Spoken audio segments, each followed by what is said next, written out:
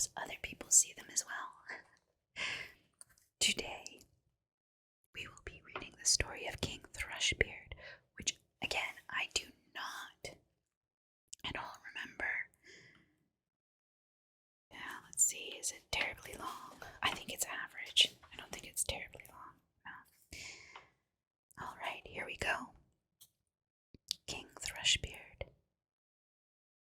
A king had a daughter who was beautiful beyond measure, but so proud and overbearing that none of her suitors were good enough for her.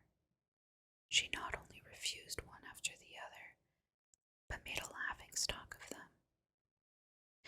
Once the king appointed a great feast and bade all the marriageable men to it from far and near, and they were all put in rows,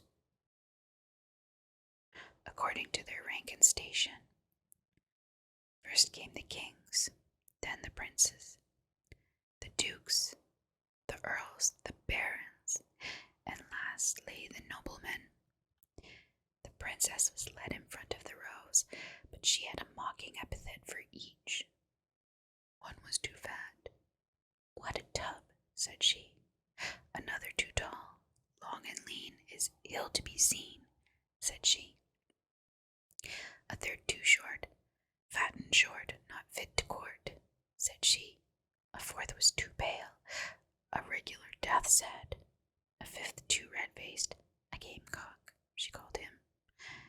The sixth was not well made enough. "Green wood, ill-dried," cried she.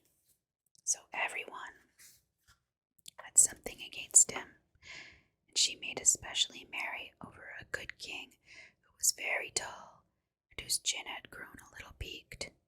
"Only look," cried she, laughing, "he has a chin like a thrush's beak."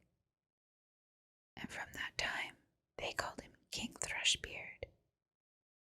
But the old king, when he saw that his daughter mocked everyone and scorned all the assembled suitors, swore in his anger that she should have the first beggar that came to the door for a husband. A few days afterwards came a traveling ballad singer, and sang under the window in hopes of a small alms. When the king heard of it, he said that he must come in.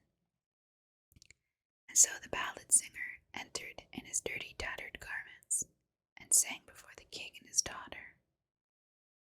When he had done, he asked for a small reward, but the king said, "Thy song has so well pleased me that I will give thee my daughter to wife." The princess was horrified, but the king said, "I took an oath to give you to the first beggar that came, and so it must be done." There was no remedy. The priest was fetched, and she had to be married to the ballad singer out of hand. When all was done, the king said, "Now, as you are a beggar wife, you can stay no longer in my castle, so off with you and your husband." The beggar man led her away, and she was obliged to go forth with him on foot. On the way, they came to a great wood, and she asked, "Oh, whose is this forest, so thick and so fine?" He answered, "It is King Thrushbeard's, and might have been thine." And she cried, "Oh, I was a silly young thing, I'm afeard. Would I had taken that good King Thrushbeard." Then they passed through a meadow, and she asked, "Oh, whose is this meadow, so green and so fine?" He answered, "It is King Thrushbeard's, and might have been thine." And she cried, "I was a silly young thing, I'm afeard. Would I had taken that good King Thrushbeard." Then they passed through a great town, and she asked, "Whose is this city, so great and so fine?" He answered, "Oh, it is King Thrushbeard's, and might have been thine." And she cried, "I was a silly young thing, I'm afeard. Would I had taken that good King Thrushbeard." Then said the beggar man, "It does not please me to hear you always wishing for another husband. Am I not good enough for you?" At last they came to a very small house, and she said, "Oh dear me, what poor little house do I see? And who news I would know, may the wretched hole be. The man answered, That is my house and thine, where we must live together. She had to stoop before she could go in at the door. Where are the servants? Asked the king's daughter. What servants? Answered the beggar man. What you want to have done, you must do yourself. Make a fire quick and put on water and cook me some food. I am very tired. But the king's daughter understood nothing about fire making and cooking, and the beggar man had to lend a hand himself in order to manage it at all. And when they had eaten their poor fare, they went to bed. But the man called up his wife very early in the morning in order to clean the house. For a few days they lived in this indifferent manner until they came to the end of their store. Wife, said the man, this will not do. Stopping here and earning nothing, you must make baskets. So he went out and cut willows and brought them home, and she began to weave them, but the hard twigs wounded her tender hands. I see this will not do, said the man. You had better try spinning.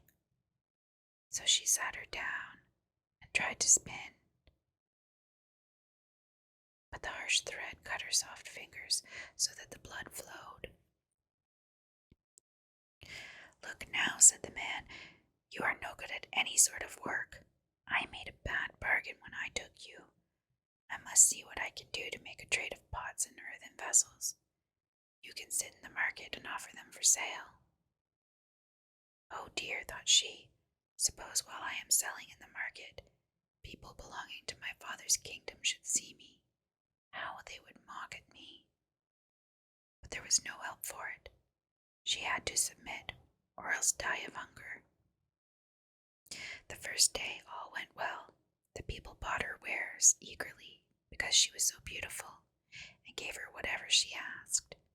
Some of them gave her the money and left the pots after all behind them. And they lived on these earnings as long as they lasted, and then the man bought a number of new pots. So she seated herself in the corner of the market and stood the wares before her for sale. All at once a drunken horse soldier came plunging by and rode straight into the midst of her pots, breaking them into 1,000 pieces. She could do nothing for weeping. Oh dear, what will become of me? Cried she. What will my husband say? And she hastened home and told him her misfortune.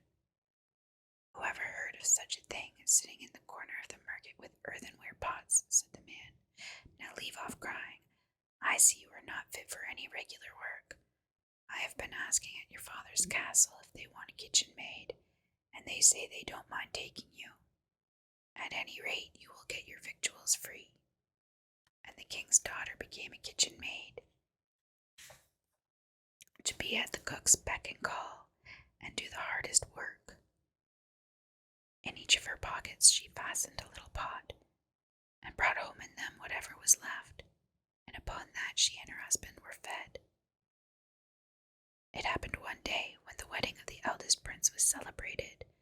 The poor woman went upstairs and stood by the parlor door to see what was going on. And when the place was lighted up and the company arrived, each person handsomer than the one before, and all was brilliancy and splendor, she thought of her own fate with a sad heart, and bewailed her former pride and haughtiness, which had brought her so low, and plunged her into so great poverty. And as the rich and delicate dishes, smelling so good, were carried to and fro every now and then, the servants would throw her a few fragments which she put in her pockets, intending to take home. And then the prince himself passed in clothed in silk and velvet, with a gold chain around his neck. And when he saw the beautiful woman standing in the doorway, he seized her hand and urged her to dance with him. But she refused, all trembling, for she thought it was King Thrushbeard who had come to court her, whom she had turned away with mocking. It was of no use her resisting.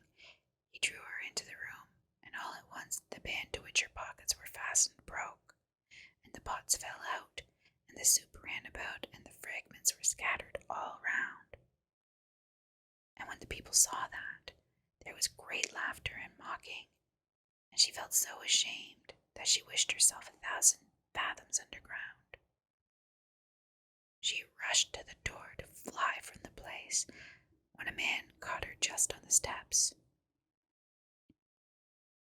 And when she looked at him, it was King Thrushbeard again. He said to her in a kind tone, "Do not be afraid. I and the beggar man with whom you lived in the wretched little hut are one. For love of you, I disguised myself, and it was I who broke your pots in the guise of a horse soldier. I did all that to bring down your proud heart, and to punish your haughtiness, which caused you to mock at me." Then she wept bitterly and said, "I have done great wrong, and am not worthy to be your wife." But he said, "Take courage, the evil days are gone over. Now let us keep our wedding day." Then came the ladies in waiting, and put on her splendid clothing, and her father came, and the whole court, and wished her joy on her marriage with King Thrushbeard. And then the merrymaking began in good earnest. I cannot help wishing that you and I could have been there too. Well, that's the end of that story. I hope you enjoyed it. I found it pretty interesting. Next time, I will be reading the story of Snow White. So if you enjoy these fairy tales, be sure to like and subscribe so that you will see when I post next. And also other people will be able to find me better. Thank you so much for watching, and I will see you again next time. You have been watching ASMR Sleep. Don't forget to like and subscribe and hit that notification bell to get all future content. Thank you for watching.